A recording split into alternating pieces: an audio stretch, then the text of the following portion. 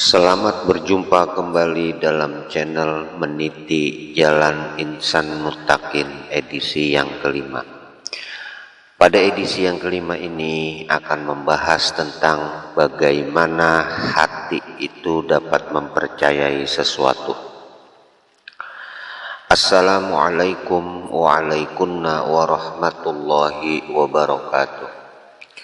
Alhamdulillahillazi huwal ahad al-wahidus somadu yahdi lirrasyad. Ya Rabbana ya zal ula ya zal nawal ya zal jalali wal jamali wal kamal. Anta ra'ufun wa rahimun wa ghafur. Ana zalumun wa jahulun wa kafur. Laisa lana illa azimu afwika wa ma lana illa azimu fadlika. Faghfir lana ya Rabbana, faghfir lana wabtah lana waraddina. Ya Sayyidar Rusli Habiballahi, salatuhu alaika ma'salamihi. Wal ali barik hazihi da'wati barakatan muhitatan wa mus'idah. Ya ayyuhal ghawsu salamullah alaika rabbini biiznillah wanzur ilayya sayyidi binazrah musilatil lil hadratil aliyah amma ba'du. Hadratal mukarramin wal muhtaramin, para saudaraku sekalian, mudah-mudahan kita semua senantiasa berada di bawah naungan ridha Allah wa Rasulihi sallallahu alaihi wasallam, senantiasa berada di dalam syafaat dan tarbiyah batiniah beliau Rasulullah sallallahu alaihi wasallam, serta senantiasa berada di dalam pancaran nazroh doa restu dan limpahan barokah serta karomah dari beliau Ghausu hadza zaman radhiyallahu an. Para saudaraku sekalian, kita lanjutkan pembahasan bahwasanya iman dan keimanan itu adalah soal keyakinan yang memiliki tempat dan hanya bertempat di dalam hati, dan bahwasanya keyakinan itu mustahil dapat tumbuh di dalam hati jika tanpa adanya sebab yang menjadi sandarannya. Sedangkan sesuatu yang menjadi sebab, yang menjadi sandaran bagi keyakinan hati tersebut adalah tidak lain, yaitu tasdik atau pembenaran oleh akal pikiran itu sendiri. Sedangkan akal pikiran tersebut hanya mau mentasdikkan atau hanya mau membenarkan sesuatu bila akal pikiran tersebut telah menerima bukti atau dalil yang dapat diterima olehnya. Dan perlu diketahui para saudaraku, bahwasanya sifat dasar daripada hukum akal pikiran itu sendiri adalah bersifat real atau bersifat logik. Ketika dikatakan kepada akal pikiran bahwa lukisan itu ada, tidak ada yang membuatnya, pasti yang demikian itu akan ditolak oleh akal pikiran tersebut. Kenapa? Sebab menurut hukum pikiran, menurut hukum akal pikiran logik tersebut, segala sesuatu itu menjadi ada, pasti ada yang membuatnya. Intinya, keyakinan hati itu hanya dapat tumbuh bila logika logik itu telah membenarkan sesuatu yang diyakini oleh hati. Sedangkan logika logik itu sendiri hanya mau membenarkan sesuatu bila sesuatu itu bersifat masuk akal. Maksudnya tidak bertentangan dengan hukum akal pikiran itu sendiri. Dan ketahui pula para saudaraku, bahwasanya setengah daripada bukti atau dalil yang dibutuhkan oleh akal pikiran logik tersebut untuk membenarkan atau untuk mentasdikkan sesuatu itu ada 3 macamnya. Yang pertama, yaitu pembuktian secara logis, yaitu berupa pembenaran oleh logika logik dalam bentuk kesimpulan-kesimpulan yang didapatkan dari penjelasan-penjelasan yang masuk akal atau yang bersifat logis, yang dapat dibenarkan oleh logika logik itu sendiri tentunya. Seperti halnya keberadaan angin yang tidak pernah dapat ditemukan bentuk dan rupanya secara langsung oleh logika logik. Tetapi ketika logika logik tersebut menemukan daun yang bergerak ditiup angin, maka logika logik tersebut pun dapat membuat satu kesimpulan bahwa bergeraknya daun tersebut adalah pasti sebab adanya angin. Secara logiknya, akal pikiran tersebut tidak pernah mau mengakui jika angin itu nyata keberadaannya. Karena secara realnya logika logik tersebut tidak pernah menemukannya. Tetapi dari efeknya justru logika logik itu dapat menyimpulkan bahwa angin tersebut keberadaannya memang sangat nyata adanya. Sehingga dari kesimpulan seperti itu, pada akhirnya logika logik tersebut dapat menerima atau dapat membenarkan bahwa angin itu memang sungguh-sungguh ada dan nyata. Dan sehingga pula hati pun menjadi meyakininya jika angin tersebut memang sungguh-sungguh ada adanya. Para saudaraku sekalian, dalam logika logis, konsep pembuktian adanya Tuhan secara logis di atas dikenal ada 3 macam dalil atau bukti. Yang pertama adalah pembuktian secara akliyah atau dengan dalil akli, yaitu pembuktian secara real berdasarkan sifat dasar daripada akal pikiran itu sendiri, yang cenderung hanya mau membenarkan sesuatu yang bersifat real pula.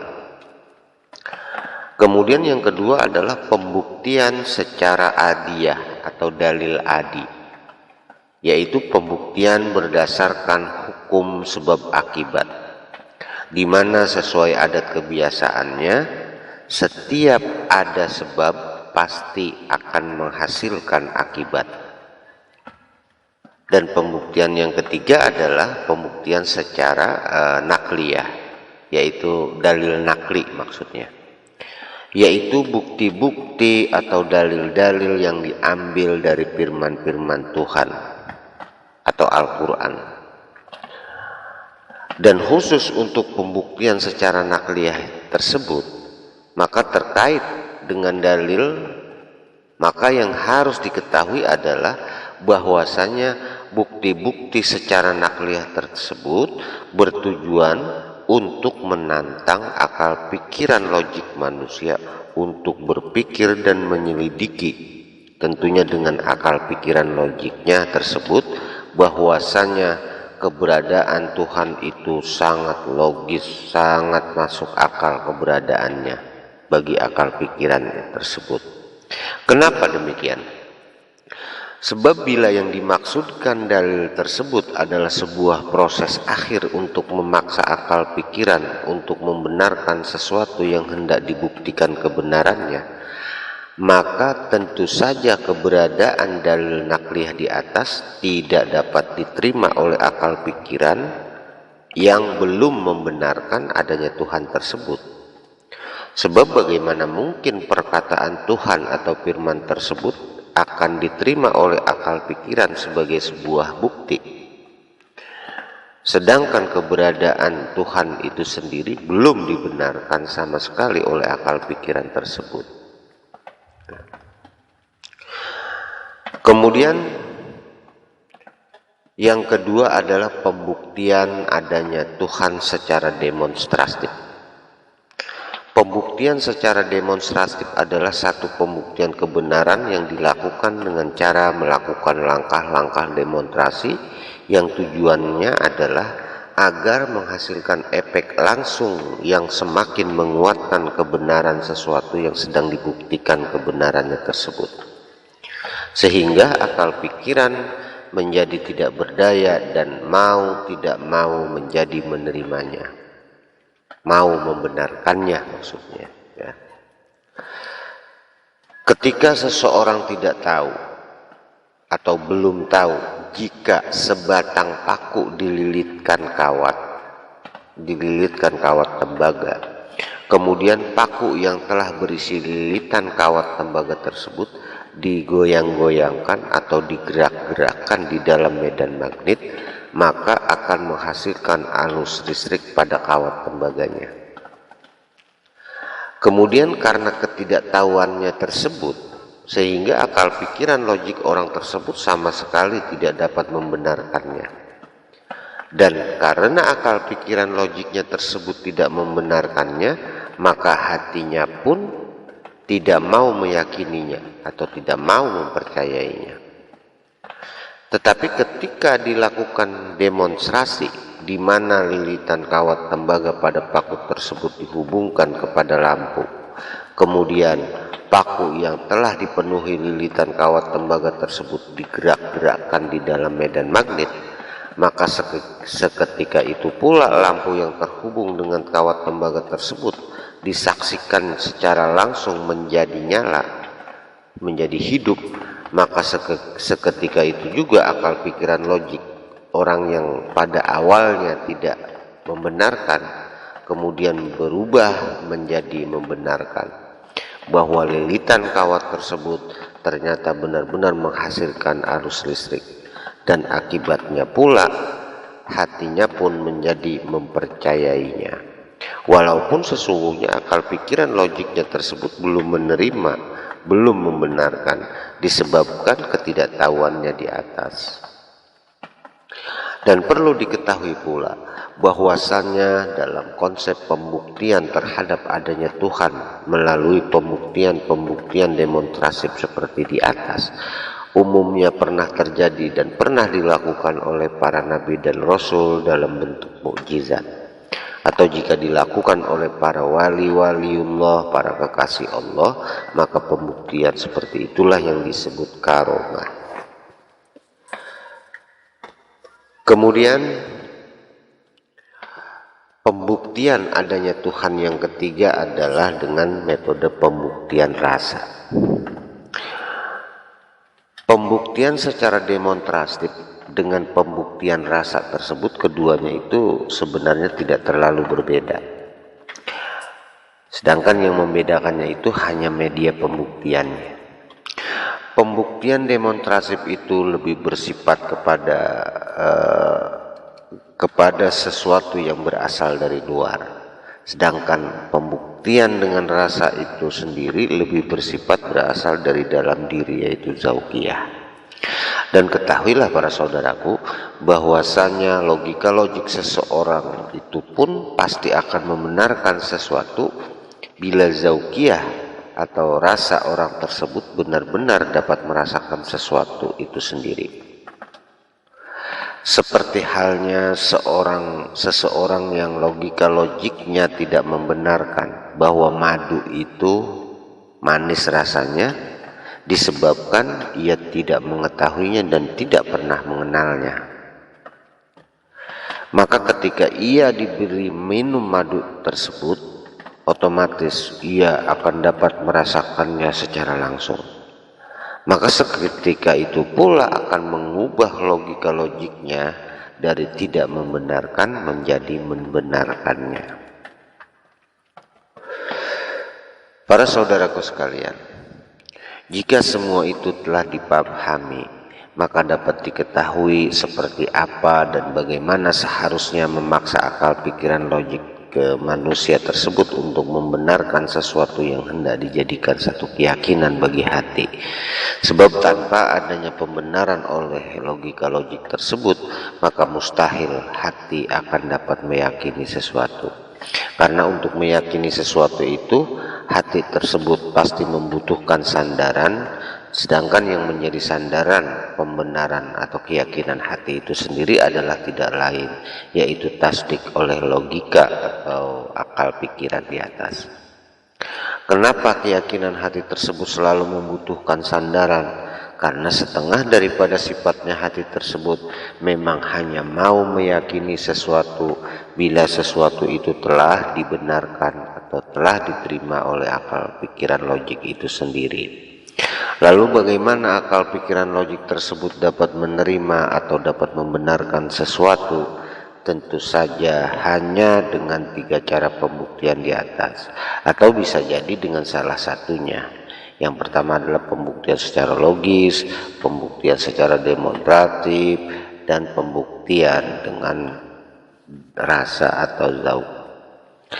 Jika semua penjelasan di atas telah dipahami, maka dapat disimpulkan bahwasannya untuk menumbuhkan atau untuk menanamkan keyakinan di dalam hati tersebut, otomatis yang pertama-tama harus dilakukan adalah bagaimana membuat akal pikiran logik tersebut dapat menerima atau dapat membenarkan sesuatu yang hendak dijadikan keyakinan bagi hati itu sendiri.